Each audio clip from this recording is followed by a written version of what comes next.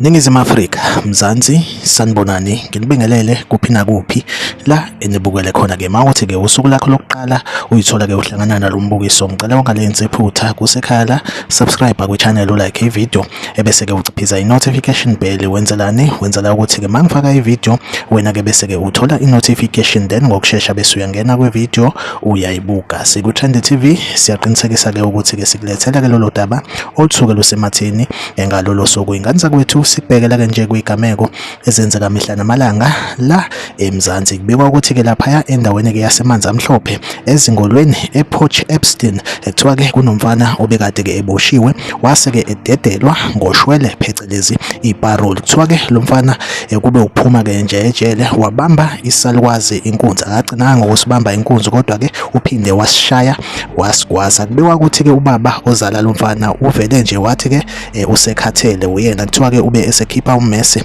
wambulala undodana wakhe. Kumanje ubaba uboshiwe. Lesigameko senzeke lapha endaweni-ke yasemanzi amhlophe engolweni ePort Epstein. Like ivideo, subscribe kwi-channel uphinde ucommente kwi-comment section ungitshela ukuthi kuthini ukuphawula kwakho ngalolu daba. Siku-Trend TV ngizohlezi ngikhona ngilethela-ke indaba eyisematheni usuku nosuku. Asihlangabezane kwi-video elandelayo.